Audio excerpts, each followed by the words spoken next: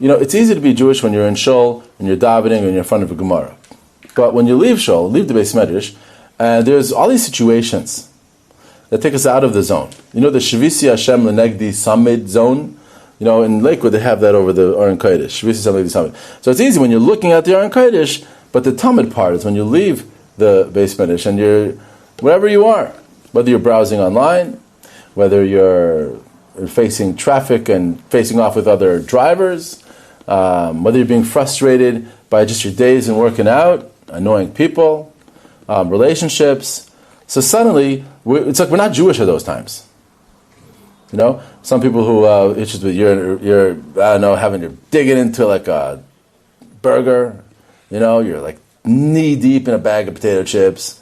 You're like, where's God? Like it's like those times we're not Jewish. Like we're not, and that can't be. There's choose any one of these areas. Negative behavior. I wish I could change some of those behaviors. I just got your chabura you're talking about, right? That's a prime example. Then you have Shmiras Einayim, right? I just got the email from the GYE people. They want me to start sending them chizuk emails. I'm thinking like that's an amazing thing to work on Shmiras Einayim. When you're walking outside, and you're just walking outside. It can take you so far away, especially if you have to go to certain places, where there's priestess, right? And like suddenly, when you walk to the Kaisel, and you have to walk through the Mamilla, and you park underneath in the Karta thing, and you have to walk through the Mamilla thing. So you're on the way to the holiest place in the world, and there's so much of the opposite stuff like in the way, and that could pull you completely out of the zone. Your goal is Kedusha. And on the way there and on the way back, you're walking through so you're walking through Paris. It doesn't feel like this is Yerushalayim at all. You with me? It's like really like something else, right? So that's like the kind of behavior, that kind of moment. How can we change that? How can we get stronger? How our inner world will triumph over what's happening in the outside world. All the things we mentioned, whether you're in a place where there's priestess. That's the outside world. How can your inner world triumph over that?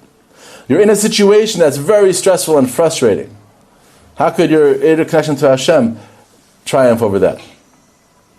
Right? You're in a relationship situation which is making you upset or frustrated or angry, whatever it is, right?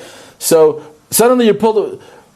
It's the funniest thing how somehow when you talk to couples, suddenly when they get upset about each other, like there's no God anywhere. No matter how much a guy learns Torah, and what I mean. When he's mad, he's mad. That can't be. Let's see if I try to propose something to improve that. Would that, you think, will make a useful thing? How the Torah we're learning, the Muslim we're learning, should actually change us. We should become different people. That's the goal, right? And that's what we're going to have a relationship with Hashem. I want to be able to tell Hashem that next year I'm going to have a real relationship with you. Keep me around. I'm going to be your friend next year, right? Come on, Hashem's looking for friends. That's what Hashem said about Moshe Rabbeinu. We call Beisi Nemanhu. Hashem said, Moshe Rabbeinu, that's my boy. He's faithful to me. When mi yakim li b'adas mereim, when everyone is mouthing off against God, who's going to take God's side? So me, I want to be that guy, right? But this is how. Obviously, when it's easy, when you're standing in front of a camera talking to you guys, it's easy. But that's not where the test is. The test is now when no one's looking. Thank you for listening to the Guard Your Eyes Daily Chizuk broadcast. Pass them on to your friends and help spread Kedusha in the world.